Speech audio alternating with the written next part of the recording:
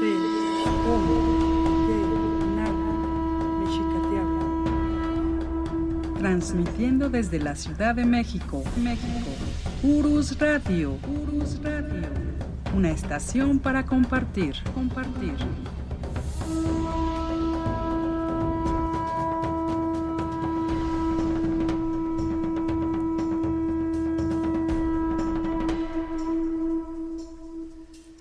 Hola, ¿qué tal? ¿Cómo están, amigos de Urus Radio? Aquí estamos con ustedes nuevamente, transmitiendo en vivo y en directo su programa La Verdadera Historia de México. Hoy estamos a 17 de junio de 2024. Los saludos, soy Doris. También está por aquí con nosotros el profesor Francisco Mendoza, que es quien nos habla de nuestro hermoso y amado México. Vamos a saludarlo. Profesor, ¿cómo está? Buenas noches. Licenciada, muy buenas noches. Amigos de Urus Radio, muy buenas noches tengan ustedes. Qué gusto estar aquí de nuevo, como todos los lunes, licenciada. Y pues a la hora que usted diga.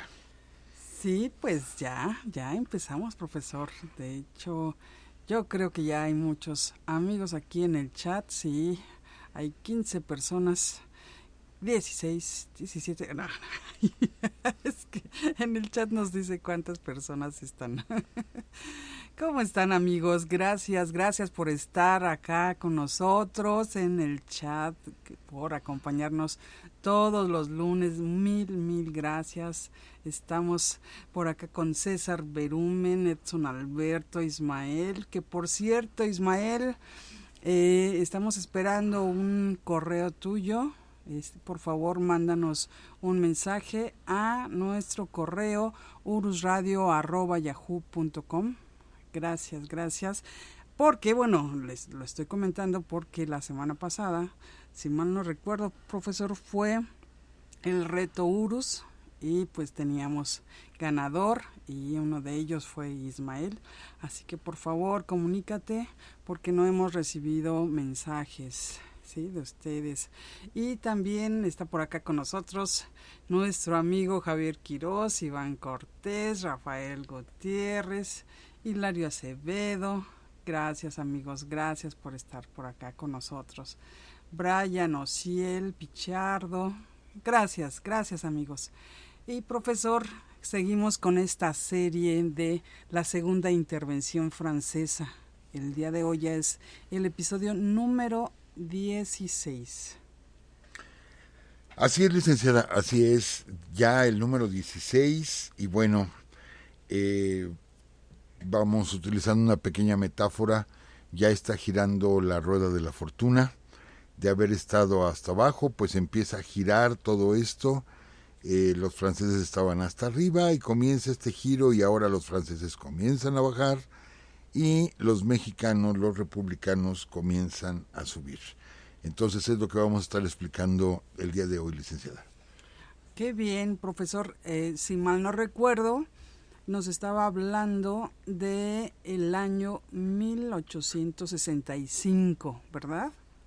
Sí, así es, licenciada, aunque hoy vamos a hablar del 66, pero de hecho vamos a hablar desde el 63 y 62, ¿sí? O sea, hoy tenemos que explicar varias cosas. Sí, porque a veces es tan complicado que de repente a veces no entendemos el total de lo que pasó por allá. Son muchas cosas que, bueno, cada vez nos queda más claro, eso sí. Sí, licenciada, ya ve que en algunas ocasiones he comentado aquí al micrófono que me hace falta de pronto un pizarrón y poder tener a nuestros amigos presencialmente para poder explicar los movimientos que se dieron en el país, sobre todo la parte bélica. Nos cuesta un poquito de trabajo, pero bueno, creo que poco a poco hemos ido como clarificando qué fue lo que pasó durante la intervención.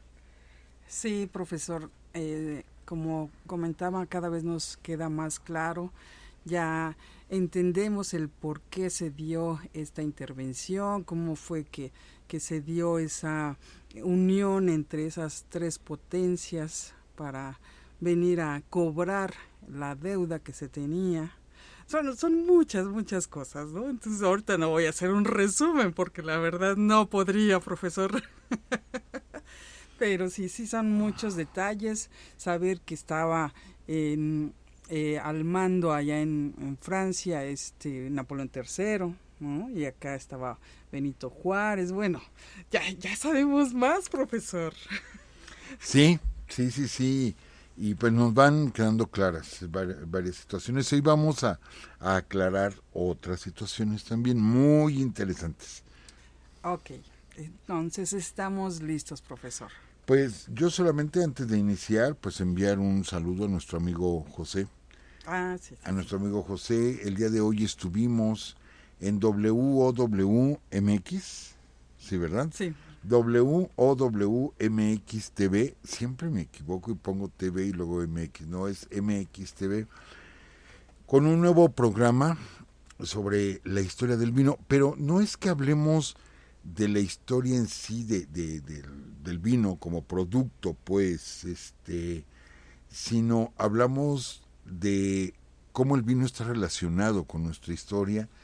Y hoy fue un programa muy bueno, muy interesante, porque precisamente hablamos de Maximiliano.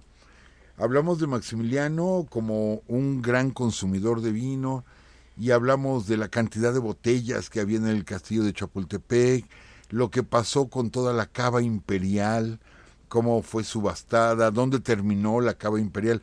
Bueno, fueron muchos datos, muchos detalles el día de hoy y no terminamos todavía la historia porque platicamos de Porfirio Díaz.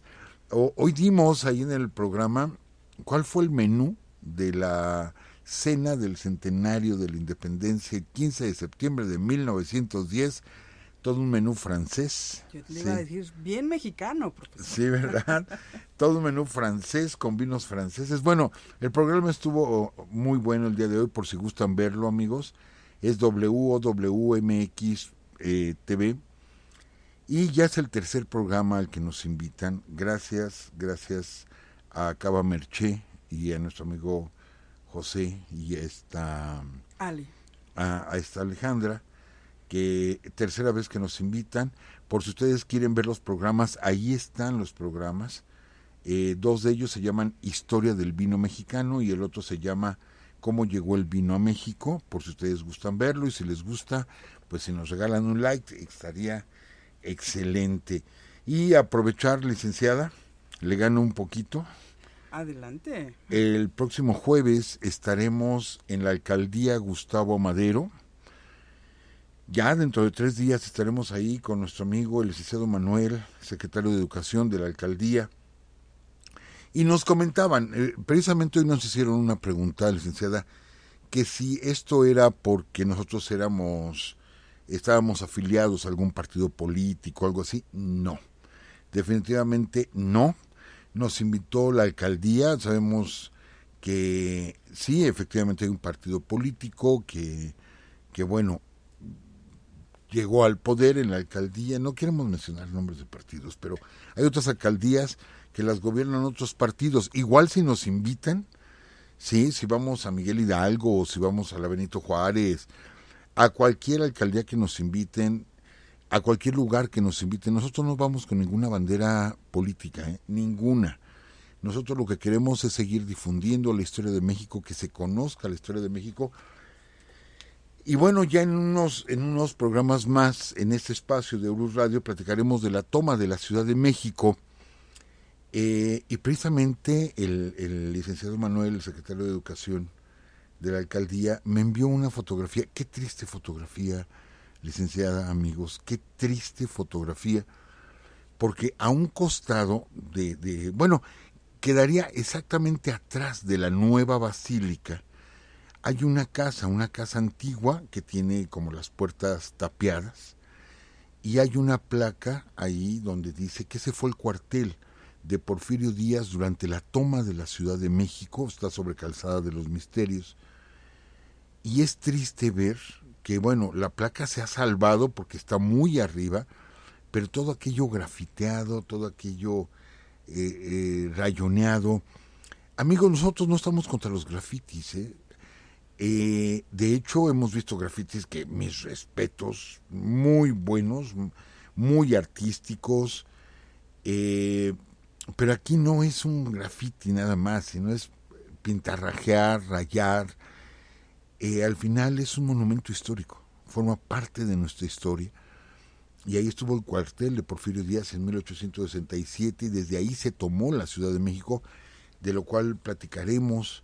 Estaba encerrado aquí en la ciudad Leonardo Márquez, se escapa Leonardo Márquez. Bueno, ya me estoy adelantando, es que esto se pone emocionante.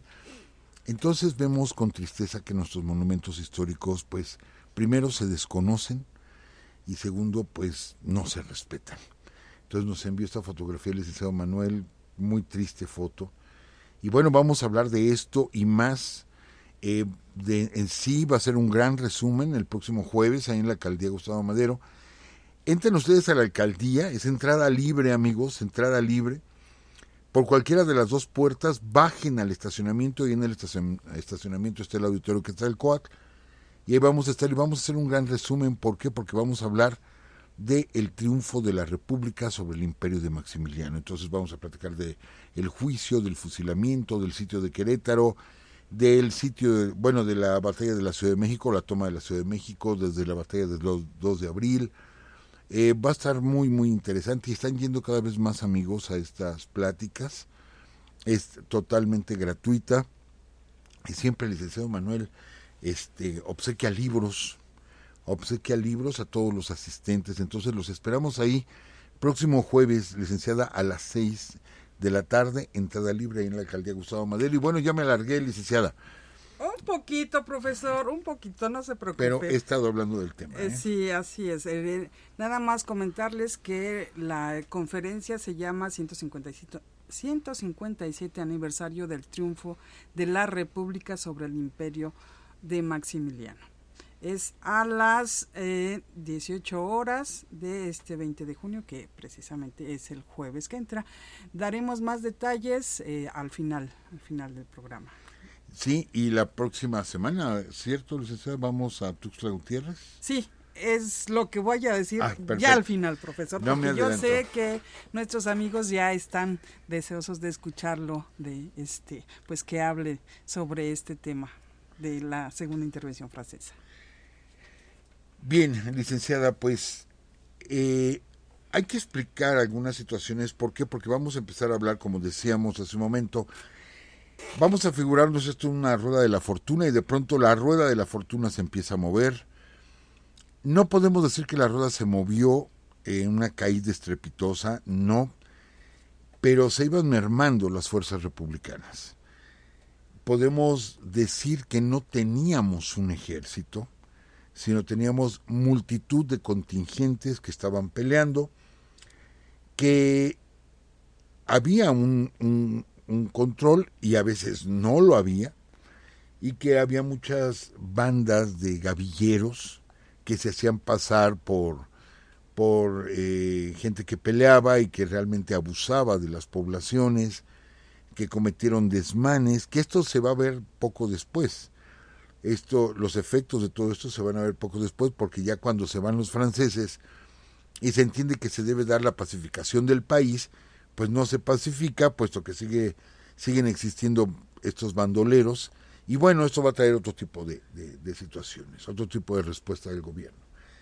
Pero por lo pronto tenemos a grandes generales, ya platicamos de Ramón Corona, de Riva Palacio, de Mariano Escobedo, hemos platicado de grandes generales, Porfirio Díaz, y cómo se empieza, ¿cómo diríamos?, empieza a cuajar, ¿sí?, la resistencia republicana.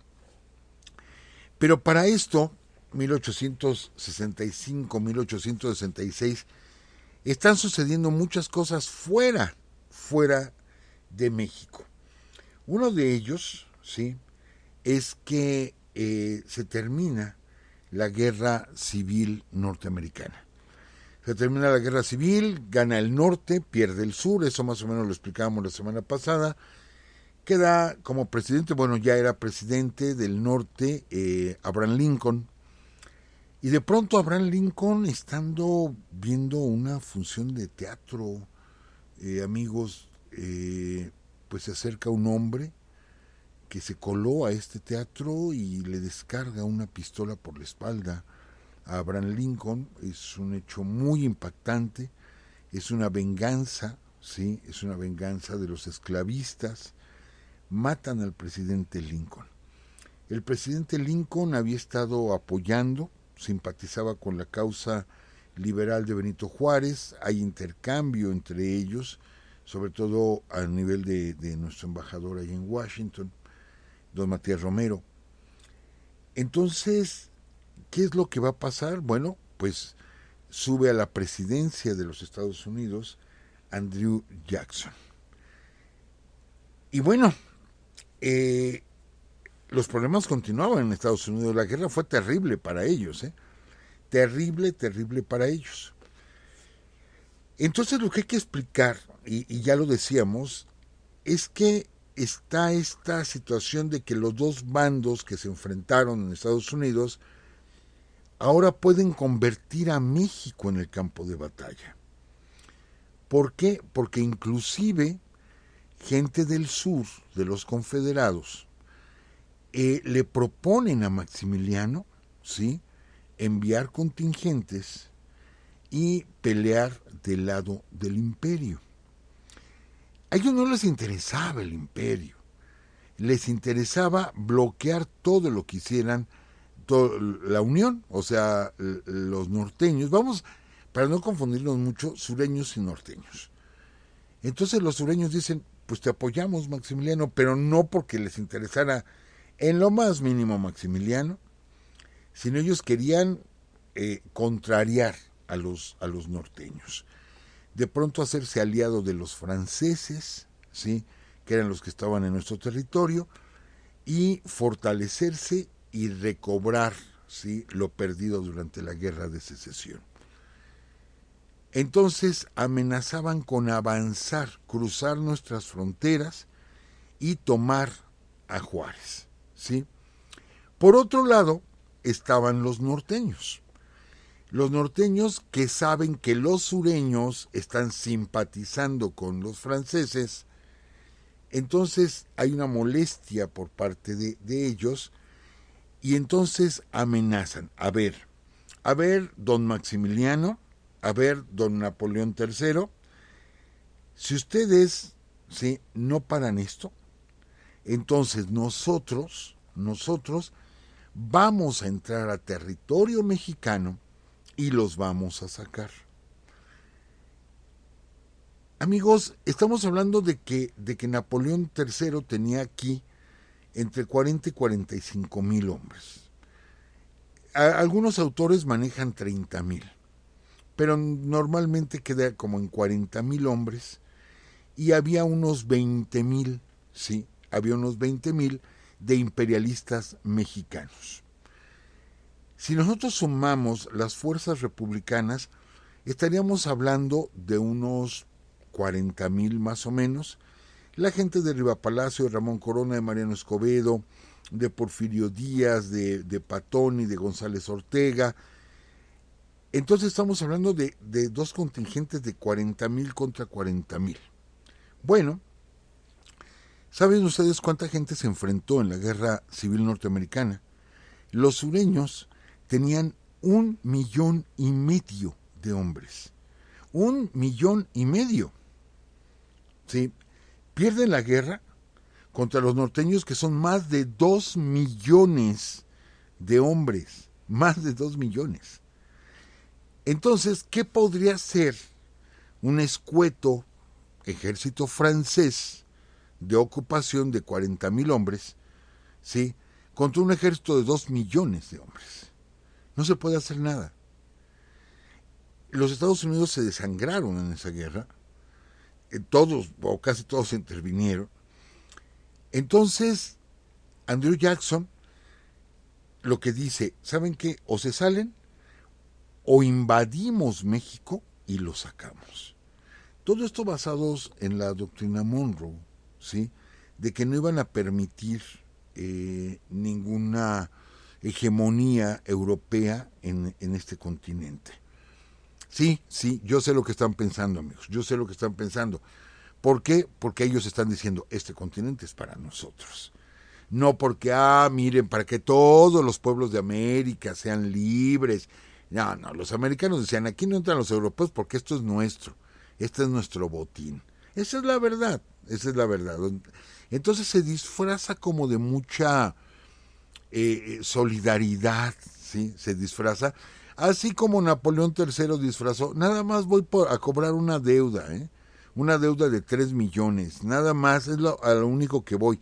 Claro que no, ya lo hemos dicho. Quería convertir a México en un protectorado.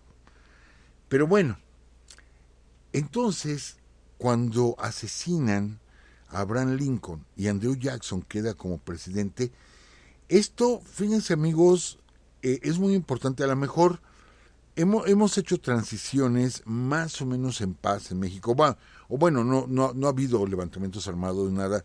Ha habido protestas postelectorales, etcétera, sí, y ha habido alguna violencia. Pero tanto así como una guerra, pues no lo hemos tenido, afortunadamente. Pero ustedes recuerden en todas las jornadas electorales, y acabamos de tener una en particular, aunque les digo, no es por hablar de política actual, no hablamos de esos temas aquí en Urus Radio, pero recuerden un detalle, que inmediatamente los ganadores informan qué gobiernos los empiezan a reconocer, ¿sí? Ahora que tuvimos una ganadora en estas elecciones, inmediatamente se informó, se recibió llamada de tal, de tal, los gobiernos que inmediatamente reconocen a un ganador. Bueno, nada más era como la mención. Gobiernos de otros países. Gobiernos de otros países. Nos regresamos, ¿sí? Pues resulta que Andrew Jackson reconoce al gobierno de Benito Juárez. Así, o sea, los Estados Unidos, siendo el presidente, reconoce. Uno dice, ¿y qué Lincoln no lo había reconocido? Sí, de hecho sí, pero Lincoln estaba metido en la guerra civil. Entonces, no se había dado esa situación protocolaria, aunque en la práctica era el gobierno que se reconocía, el de Juárez. Pero Andrew Jackson sí lo hizo ya oficialmente, ya se había calmado todo esto, ya habían matado a Lincoln, pero ya se calmó todo esto. Entonces él reconoce, y esto se le da la indicación a todos sus embajadores. Entonces esto llega a Europa y se le dice a Napoleón III, nosotros, Estados Unidos de Norteamérica, reconocemos al gobierno republicano de Benito Juárez. ¿Sí? Pero aparte hay más detalles. Ya que los Estados Unidos acabaron su guerra, por eso esa guerra fue importante para nosotros, es como salpicarnos, o sea, nos salpicaron. Ellos traían allá su relajo, pero nos salpicaron a nosotros. Resulta amigos, y esto, a ver, por eso les digo que hay que explicar. Fíjense que uno de los argumentos que dieron los norteamericanos fue muy especial. ¿Se acuerdan ustedes, amigos, que para declararnos la guerra en el 46, ellos provocaron un intercambio de disparos allá en el norte, en el cual mueren algunos soldados norteamericanos, y de pronto Polk agarra y dice, sangre norteamericana ha sido derramada en suelo norteamericano. Y ya tenía el pretexto para la guerra, cuando ya hemos explicado aquí que la guerra ya había comenzado. Ya la flota norteamericana ya estaba en California, o sea, la guerra ya había comenzado desde mucho tiempo atrás. Pero no encontraban el pretexto. Bueno, los americanos, y perdón que lo diga, pero son buenos para encontrar pretextos, son excelentes. Miren, si nosotros decimos, es como buscar una aguja en un pajar, pues vamos a cambiar la frase y decir, es como encontrar un pretexto en un pajar, pues los americanos lo encuentran, ¿eh? Yo no sé cómo le hacen, pero lo encuentran. Y este es el caso, pero vean qué curioso es esto. Resulta que Maximiliano, ¿sí? Los 3 años, poquitito más de 3 años que está aquí en México, de esos 3 años, si nosotros sacamos los días que no estuvo en la Ciudad de México, que se la pasó de viaje fueron más de 200 días, lo que pues son como 7 meses de los 36 meses, como 7 meses no estuvo. ¿Quién gobernaba? Carlota, ¿sí? Entonces, Maximiliano, pues sí, no tenía mucha afinidad con su esposa, eso es lo real. Maximiliano había tenido otros amores, sí, con una princesa portuguesa. Ella había muerto de tuberculosis y él se quedó enamorado de ella. No vamos a entrar al tema de si un posible homosexualismo, que sería lo de menos. No vamos a entrar a esos temas porque, como les dijimos, no estamos hablando de Maximiliano per se, sino de la intervención. Pero eso tiene que ver con la intervención. Resulta que ya que se formó un imperio, ¿sí?, hay que pensar en la sucesión, hay que pensar en quién va a heredar, ¿sí?, el trono. Entonces, Maximiliano y Carlota, se ha dicho por muchos motivos, no habían engendrado hijos. Que si Maximiliano tenía sífilis, que cuando se le hizo la autopsia al cadáver no tenía nada de sífilis, o sea, ninguna enfermedad venérea, pero bueno, se dijo que tenía sífilis. Otra, que él estaba enamorado de otra mujer. Otra, que él tuvo un hijo ilegítimo allá en Cuernavaca. En fin, hay muchísimos rumores alrededor de todo esto. Pero lo cierto es que en una visita que él hace a Querétaro, ¿sí?,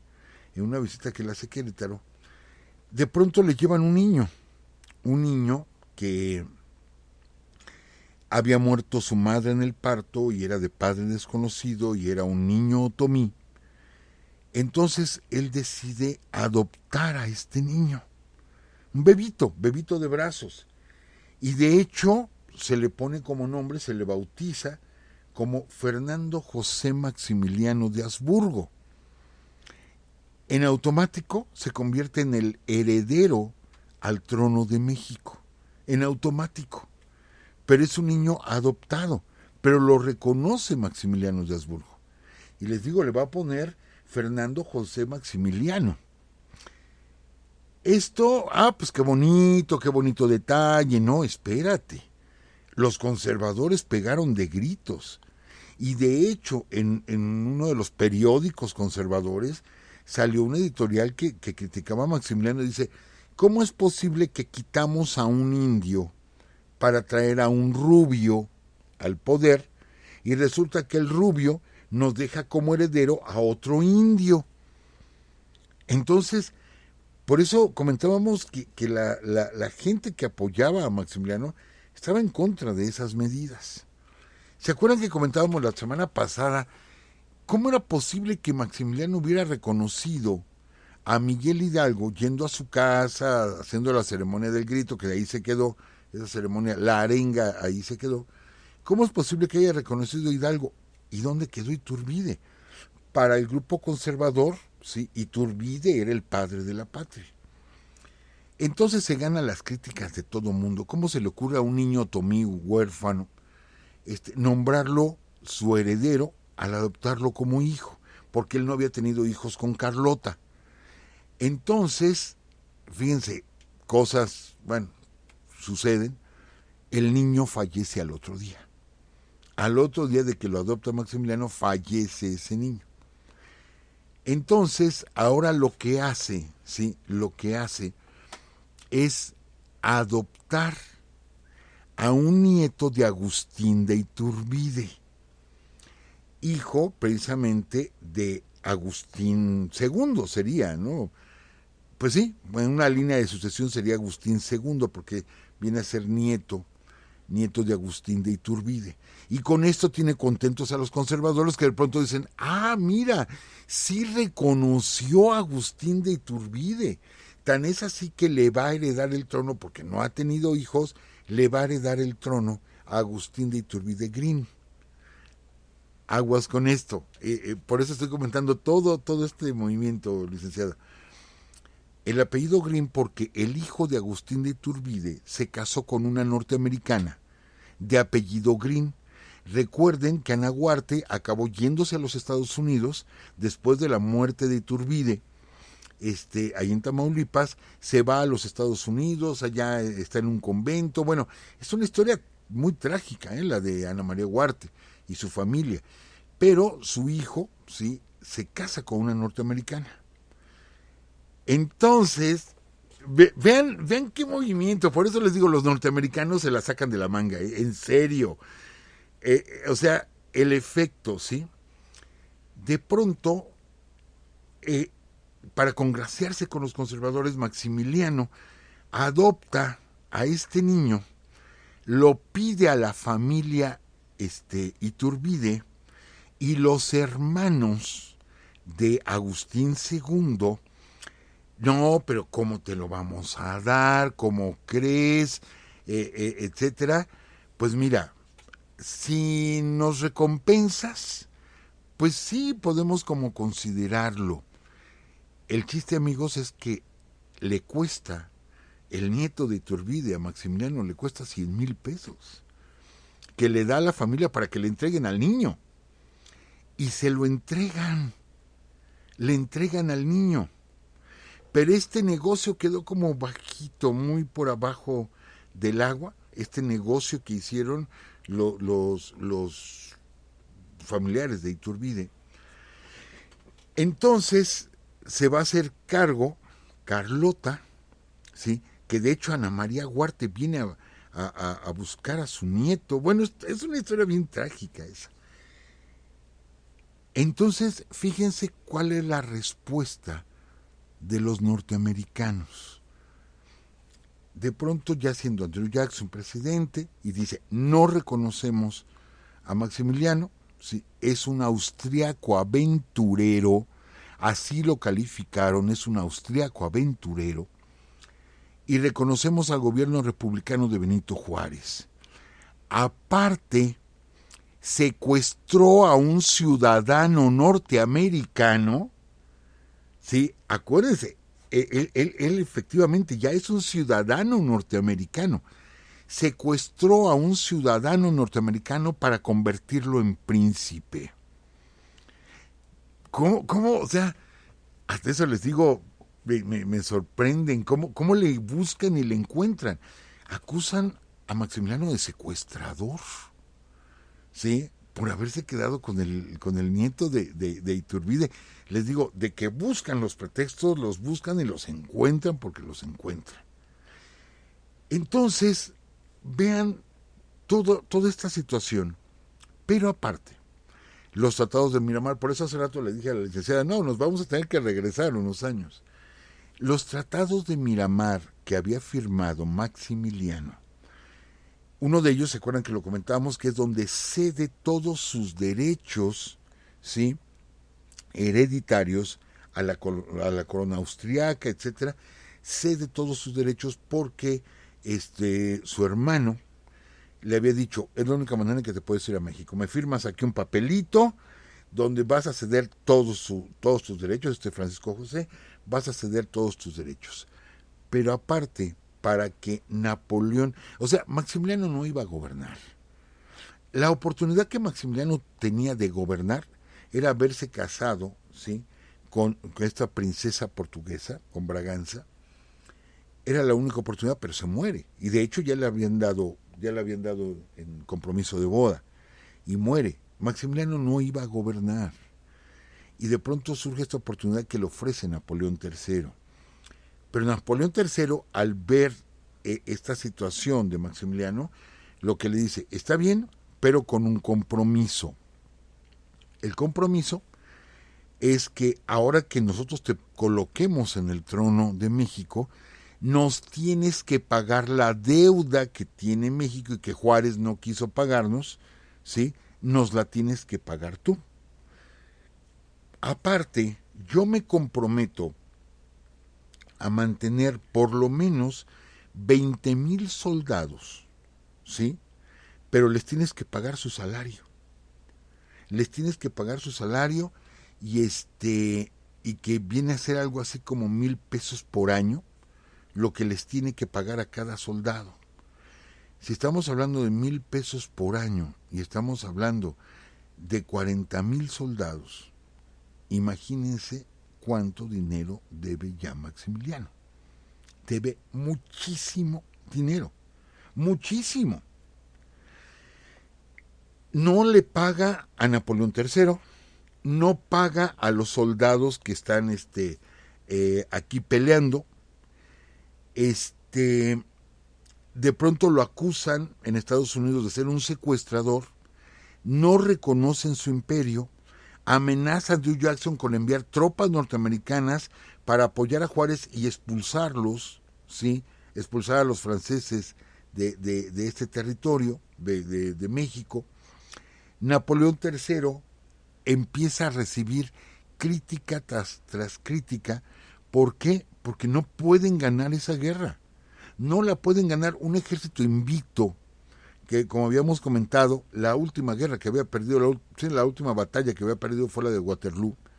No habían perdido simplemente Napoleón III, que quería presumir, que ya vimos que ni siquiera era descendiente de Napoleón, pero bueno, quería presumir esa estirpe, simplemente no podía. Y las noticias que llegaban, ¿sí?, a Europa era que no podían con los mexicanos. Simplemente no podían. ¿Saben quién se desertó? Gran parte de la guardia de Bélgica se desertaron, pero enviaron cartas a sus familiares, a sus oficiales, de que pues no la veían llegar en México. Todavía vamos a platicar de otras batallas, la batalla de Izmiquilpan Hidalgo, donde barren a la legión belga, ¿sí? Vamos a platicar todavía de varias batallas. Les digo, viene la otra parte de la intervención. Este resurgimiento, este giro a favor de los republicanos. Entonces, tiene todas esas amenazas Napoleón de que le van a invadir el Imperio Mexicano.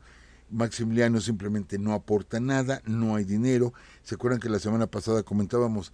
Y las aduanas están manejadas, ¿sí?, de mal administradas, y aparte se da mucho la piratería, muchísimo la piratería, de tal forma que las mercancías que entran y salen de México no cruzan por las aduanas imperiales, por lo tanto no hay recolección de dinero, no hay dinero, así, no hay dinero, para nada.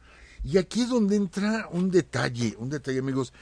Perdón que me adelante un poquito, después retomo el tema con mayor precisión, pero aquí es donde empiezan las dudas. Carlota Amalia, en esos momentos, Carlota Amalia era la mujer más rica del mundo. La mujer más rica del mundo, así de plano. La fortuna de Carlota Amalia, ¿sí?, se calculaba en esos momentos en 16 millones de francos.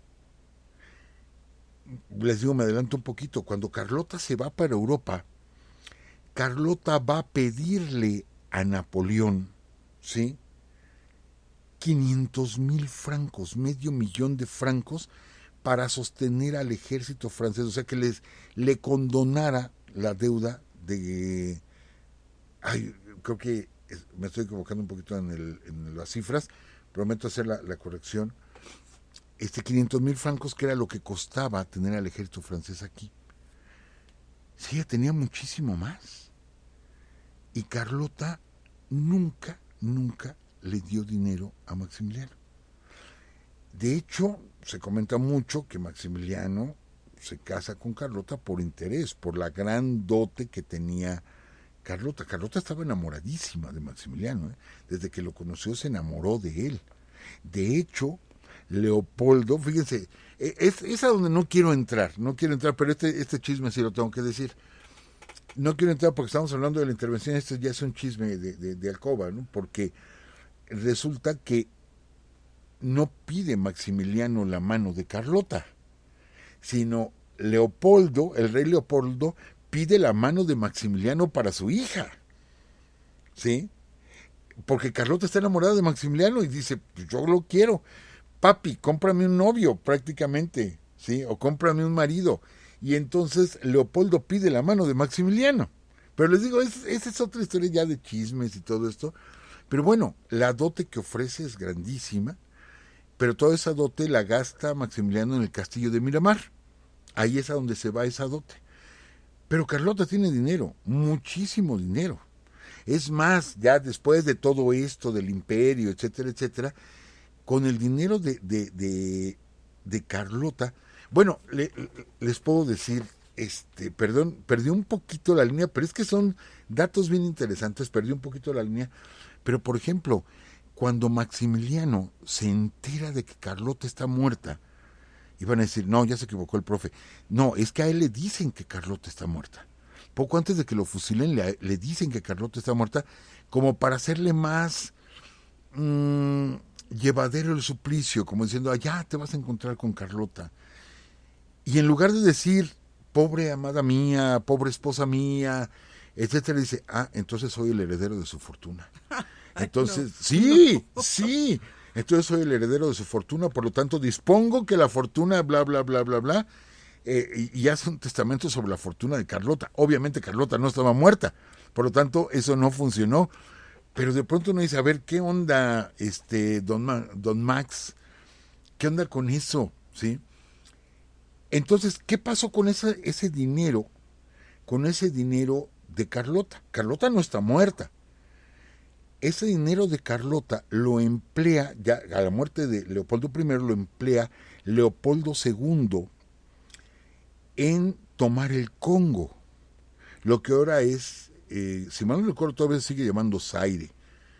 Ya la verdad no sé si existe Zaire como nación o le cambiaron de nombre. Bueno, el territorio sí, pero ya no sé, nuestros amigos nos ayudarán si todavía existe Zaire como nación. Creo que no, ya no existe como nación. Bueno, el nombre pues. Pero el Congo belga, sí, es tomado con ese dinero. Entonces, de alguna forma, Carlota, estando mal de sus facultades mentales, era dueña del Congo. Y era dueña de las minas de oro, de las minas de diamantes, etcétera, del riquísimo territorio del Congo. Claro, esto fue ya después del imperio. Pero para que veamos la gran cantidad de dinero que tenía, y Carlota no le dio un centavo a Maximiliano, y mejor fue a tocar puertas, y fue a buscar allá al Papa, y fue a buscar a Luis Napoleón y a Francisco José, etcétera, pero ella no le dio un solo centavo. ¿Quién sabe qué tanto habrá por ahí? ¿Quién sabe qué tanto habrá? Pero bueno, entonces... Zaire es ahora República Democrática del Congo. Gracias, Mariano Rafael, gracias. Zaire es ahora República Democrática del Congo. Sí, el Congo, que fue el Congo belga, después fue Zaire en su independencia y ahora es República Democrática del Congo. Bien, entonces, a ver, regresémonos, licenciada. Toda esa presión está sobre Napoleón III. Lo están criticando. Napoleón III no fue popular. No fue el segundo imperio francés, no fue un imperio popular. No fue lo mismo que con Napoleón Bonaparte, que sí fue muy popular. Napoleón III no lo era. Entonces, las críticas en el Congreso francés eran de ¿qué están haciendo nuestras fuerzas allá? No se ha conseguido nada. Están sosteniendo a alguien que no ha hecho nada, que no nos ha pagado nada. ¿Dónde está el beneficio de tener a decenas de miles de soldados franceses allá muriendo? ¿Dónde está el beneficio? Entonces, a finales del 65 y a inicios del 66, Napoleón III toma la decisión. ¿Sí? Nos retiramos de México. Nos retiramos de México. Así de fácil. Entonces comienza una comunicación secreta, ¿sí?, o muy privada, con Aquiles Bazán. Aquiles Bazán, que estaba a cargo del ejército imperial y que simplemente no podía con los guerrilleros, no podía con los chinacos, así de plano. Es más, se quejaban. Vuelvo, ya he dicho esta frase varias veces. Dicen que la guerra y en el amor todo se vale. Hay una batalla, la batalla de Santa Gertrudis, que vamos a platicar de esta batalla la próxima semana. Y hoy la platicamos precisamente en el programa de televisión de WOW. Hoy la platicamos un poquitito, unos detalles. Pero en esta batalla de Santa Gertrudis, donde que esto va a animar a los republicanos, ese triunfo de Mariano Escobedo en el municipio de Camargo, Tamaulipas, por cómo derrota a los franceses, porque los franceses se quejaban, decían, pues es que no podemos, no se atreven, son unos cobardes, ¿sí? Porque nos disparan, nos matan a varios y se van corriendo y ya no los alcanzamos. Mi amigo, no era cobardía, esa era la estrategia, tú tenías armas mejores, tú tenías más gente, tú tenías disciplina, nuestra gente no eran soldados, nuestra gente era campesinos que hoy estaban arando la tierra y tenían un fusil escondido y al otro día en la mañana agarraban el fusil y se iban y peleaban contra los franceses. ¿Sí? Entonces, ¿cómo quieres que se pongan al tú por tú con toda la desventaja? Entonces se quejaban mucho de eso, es que los mexicanos son cobardes, es que los mexicanos nos agarran dormidos, es que los mexicanos nos atacan en retaguardia, es que siempre quejándose que porque no peleábamos frente a frente. Y sí, ¿cuántos combates se ganaron? Muchísimos combates. Batallas grandes no tenemos. Así batallas grandes no tenemos. ¿Por qué? Porque como lo decíamos y siempre ponemos el ejemplo de Riva Palacio, él contaba con miles de hombres, pero nunca los tenía juntos. Y tenía 50 en un rancho, y tenía 100 en una cañada, y tenía 150 en un cerro, y así los tenía. Todos eran una guerrilla, eran grupos guerrilleros. Sí, tenía muchos hombres, todos estos se van a concentrar, obviamente, ya lo saben amigos, cuando Maximiliano se encierra en Querétaro, ahí sí, todos, o sea, el objetivo es Querétaro, vamos a Querétaro, y ahí sí se juntan todos, ahí sí se van a juntar todos y ahí van a encerrar en Querétaro a Maximiliano.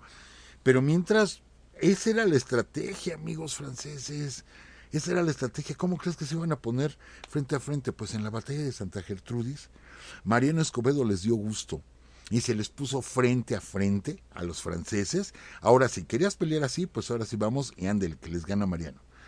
Y entonces esta voz se corre por todos lados y tenemos la Carbonera y tenemos en Oaxaca con Porfirio Díaz y tenemos en Nayarit y tenemos Guadalajara con Ramón Corona y se empiezan a dar un montón de batallas que se empiezan a ganar. De todas estas platicaremos, amigos, porque hay muchas cosas que comentar estas batallas, les digo, Izmiquilpan, muchas batallas. Entonces, los franceses comienzan ese repliegue discretamente. ¿Y saben dónde se va a reflejar, amigos? En Paso del Norte. Ahí se va a reflejar, en Paso del Norte. ¿Por qué? Porque Paso del Norte está a 400 kilómetros de la ciudad de Chihuahua. 400 kilómetros que a lomo de caballo, ¿sí? Son 2 jornadas. Metiéndole velocidad, son 2 jornadas. Yendo, digamos, tranquilamente, son 3, máximo 4 jornadas. No, sí, 4 jornadas máximo. Entonces, los franceses, acuérdense que se pierden batallas muy importantes con Lucas Patoni, con González Ortega, se pierde Zacatecas, se pierde Durango. Los franceses avanzan hacia Chihuahua. Juárez desaloja Chihuahua y se va a Paso del Norte, que está pegado, amigos, pegado, está el río Bravo ahí. Sí, ahí ya está el río Bravo, está la frontera con los norteamericanos. Es el último rincón. Pero Juárez se propone no salir de territorio nacional. Pero está listo porque le pueden avisar, les digo, está 2, 3 jornadas a paso veloz, a caballo, a galope, pueden llegar los franceses en cualquier momento. Y de pronto, los franceses se empiezan a retirar de Chihuahua. Así Juárez como que, y sus gentes, sus oficiales, el Batallón Supremos Poderes, etcétera, que es el que lo cuida, no, esto es una trampa. ¿Cómo se van a estar retirando si nos tienen al alcance de la mano? Ellos ya sabían hacia qué montañas huir y se iban a meter a la sierra. Sí, se iban a meter a la sierra. Y de pronto los franceses se retiran y dejan una guarnición de 500 soldados, pero puros mexicanos. No dejan a ningún francés, belga, egipcio, nada. únicamente una guarnición de 500 mexicanos son los que se quedan a cargo de la ciudad de Chihuahua. Y comienzan a avanzar así como que, a ver, ¿qué está pasando? A lo mejor nos están poniendo una trampa y quieren que nos vayamos sobre estos 500, que los podemos derrotar, ¿sí? Y estos regresan y nos caen encima.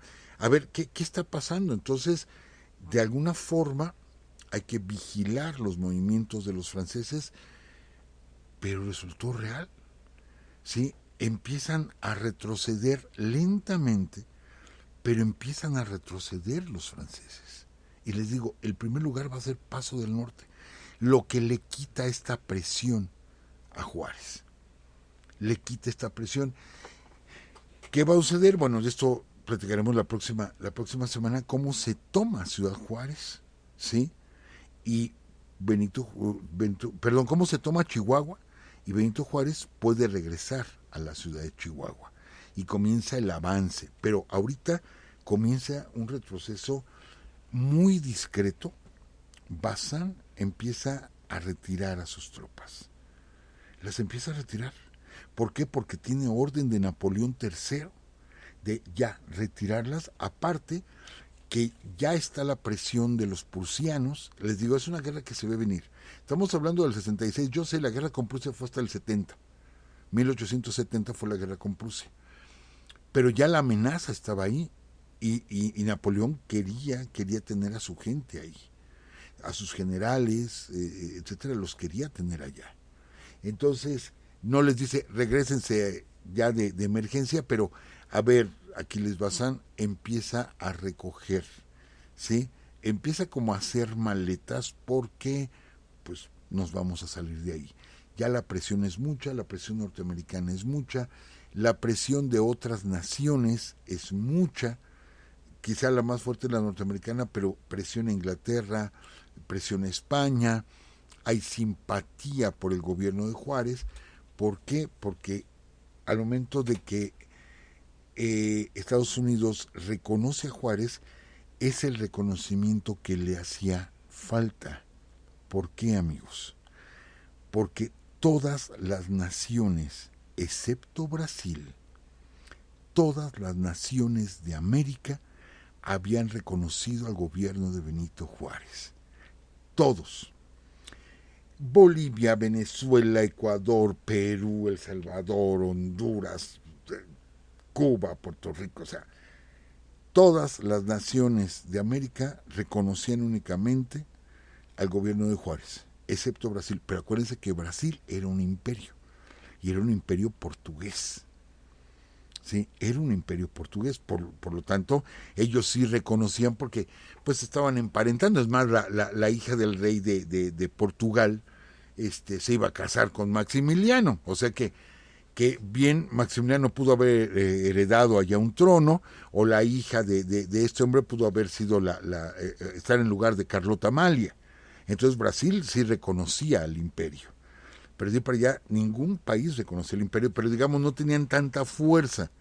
Entonces quien inclina la balanza es Andrew Jackson cuando dice: reconocemos al gobierno republicano de Benito Juárez y estamos en contra de ese austríaco aventurero de Maximiliano, que aparte secuestró, ¿sí?, a un ciudadano norteamericano. Fíjense cómo se armó esto, ¿eh? Qué curioso cómo se armó esto. Y entonces Napoleón dice: ¿saben qué? Nos regresamos. Aparte, Maximiliano no nos ha pagado un centavo, así, un centavo de la deuda. No le ha pagado al ejército que tengo allá, ¿sí? Me está mandando muertos nada más, cifras de muertos. No se ha podido conquistar el país, así de plano, no se ha podido conquistar. Con toda esa presión es cuando saca esta ley Maximiliano, desesperado, saca esta ley de que va a fusilar a cualquiera que simpatice con los republicanos, y lo que está buscando es que fusilen a Juárez porque Maximiliano ve que se le viene, ¿sí?, la espalda de Napoleón III. Entonces es donde cae en esta desesperación, que ese decreto de octubre, ese decreto va a ser su condena de muerte. Ese decreto va a ser su condena de muerte. ante la desesperación y al ver que Napoleón les comenzaba a dar la espalda, y aquí es donde comienza la desesperación de Carlota, ¿sí? Que bueno, va a acabar yendo a Europa a tocar puertas, y las tropas comienzan a retirarse.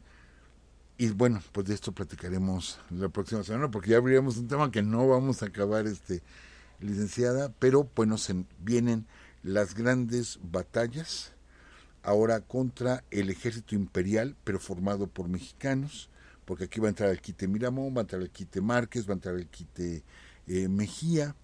En fin, se van a dar varias circunstancias, los franceses van a ir perdiendo en lo que van retrocediendo, y en fin, de esto platicaremos las próximas semanas, licenciada. Muy bien, muchas gracias, profesor. Como siempre, se nos va el tiempo rapidísimo, así que los esperamos el próximo lunes, ya saben, a las 10 de la noche, aquí en www.spreaker.com/user, /Urus Radio, y los anuncios que les decía, se los voy a comentar.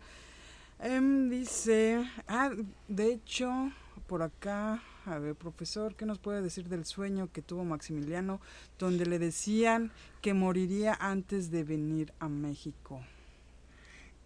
Lo platicamos, es como una leyenda, pero sí hay situaciones donde sí le avisaron a Maximiliano, vas a morir allá. Sí hay quien se lo dice. Bueno, ok. Entonces, amigos, les comentaba el profesor que la semana, dentro de 2 semanas, sí, el 27 de este mes, estará el profesor dando una conferencia allá en Chiapas, en el CITA Unicach, es el sindicato de trabajadores independientes académicos de la Universidad de Ciencias y Artes de Chiapas, con el tema de la historia del sindicalismo en México. Ya es la segunda parte. Hace un año estuvimos por allá, profesor, ¿sí? Sí, la semana que entra, licenciada. ¿Sí es la semana que entra? Sí, hoy estamos a 17, este jueves a 20. El siguiente jueves, de este jueves en 8, estamos allá en... 17, sí. Sí, la próxima semana. Sí, platicaremos de la historia del sindicalismo en México, pero vamos a platicar de la parte... Híjole, la última vez que estuvimos ahí en Tuxtla Gutiérrez platicamos hasta la etapa de la Constitución del 17, y platicamos de los hermanos Flores Magón, etcétera, pero ahora vamos a platicar de la parte más oscura, ¿sí?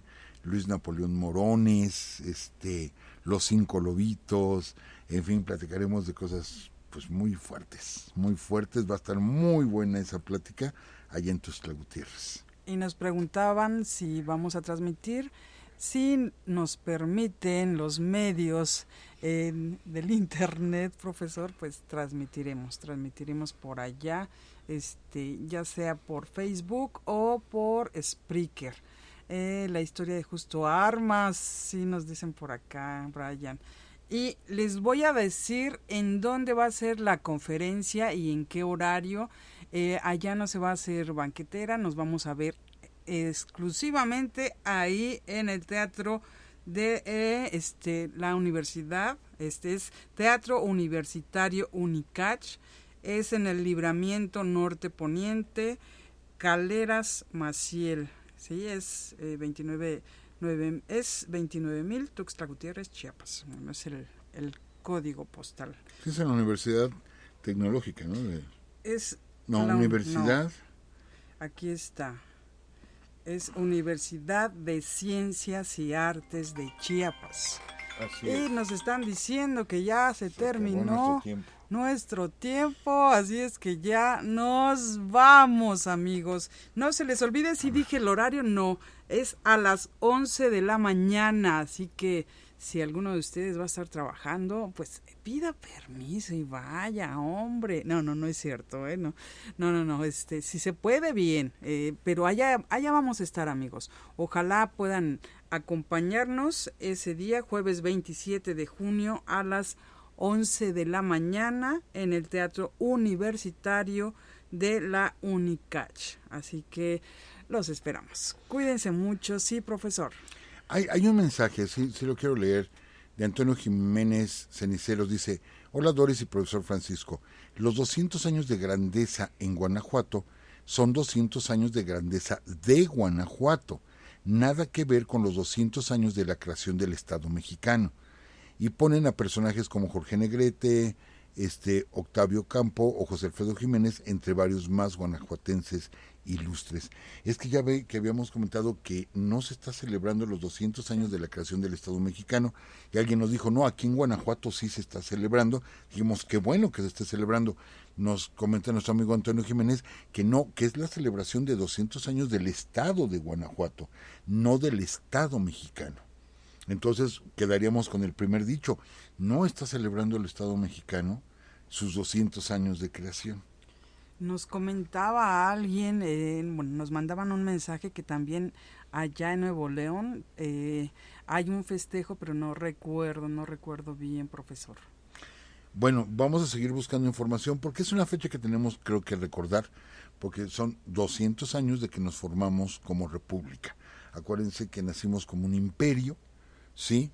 Y en el 24 nos convertimos en república. O sea, somos República Mexicana o Estados Unidos mexicanos desde hace 200 años. Es una fecha que yo creo que hay que recordar, y que, bueno, la Cámara de Senadores nos invitó a dar una conferencia sobre la creación del Senado de la República, 200 años del Senado de la República. Ya les informaremos, vamos a estar, nos conceden ese alto honor, vamos a estar en la Cámara de Senadores con esa plática. Sí, y ya nada más vamos a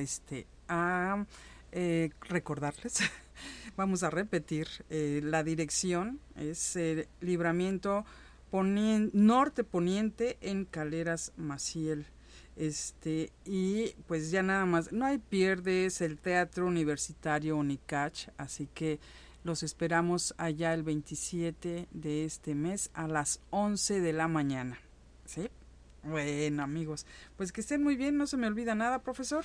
No, y este jueves, acá en la Alcaldía Gustavo Madero, que ¿Sí? ya, bueno, yo ya di los datos. A las 6 de la tarde. A las 6 de la tarde, dentro de 3 días, ahí nos vemos. Y saludos a todos, amigos, gracias por mandarnos sus mensajitos aquí en el chat. Nos están escribiendo desde Polonia, nuestro amigo Zenón Bialkowski. ¿Por qué no nos invitaste, Zenón?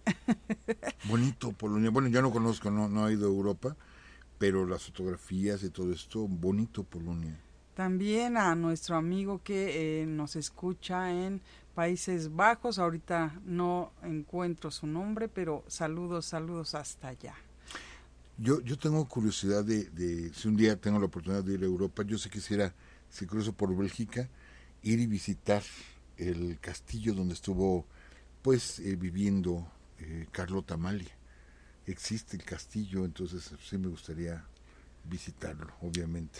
Daniel Quiroz es el que nos manda mensaje. También a nuestro amigo Ismael y a nuestra amiga Carolina, reenvíenos por favor su correo. Les damos uno alterno, claro, es urusradio@gmail.com o si no, urusradio@yahoo.com, ¿sí? Bueno, cualquier cosa, por acá andamos. Y véanos en www. Sí, ¿qué creen? Que se me pasó mandar el link, pero ahorita, al terminar el programa, lo mando en nuestra página de Facebook. Entonces, para que ustedes puedan tener la liga y puedan escuchar al profesor. Estuvo muy bueno, profesor. La verdad sí estuvo muy, muy bueno el programa. Pues ya nos vamos. Que esté muy bien. También usted, profesor, muchísimas gracias. Está sudando. ¿A poco hace calor, profesor? Todavía hace calor, todavía. Bueno, ahora sí nos vamos. Cuídense mucho. Un abrazo para todos ustedes, amigos. Por acá nos escuchamos el próximo lunes. Y ya, ahora sí, Adrián Rentería, que nos escucha también en Canadá. Saludos hasta allá. Cuídense, hasta luego. ¿Qué dice acá? Ah, sí, Nuevo León también, 200 años, fíjese. Sí, son varios festejos, profesor. Pero en este caso es del Estado de Nuevo León. Así es. Es que, a ver, es que la Constitución ¿Qué le parece si damos una pequeña explicación la próxima semana? Porque primero surgen como estados libres y soberanos y después se integran a una federación. Entonces son 200 años de que surgen como estados libres y soberanos. Entonces vamos a dar esta explicación, ¿sí? Y por aquí había otro comentario. Habría que revisar en el derecho constitucional, dice nuestro amigo César Rosas, pues los estados de la República le ceden una parte de su soberanía a la Federación. Exactamente, nuestros estados son libres y soberanos, pero hay una parte que se cede a la Federación para conformar el país. Eso lo explicamos la próxima semana, licenciada, porque es tarde. Nos van a cobrar muchísimo por excedernos, licenciada. Ya nos vamos. Que estén muy bien, amigos. Un abrazo para todos ustedes. Que tengan un buen descanso. Hasta luego.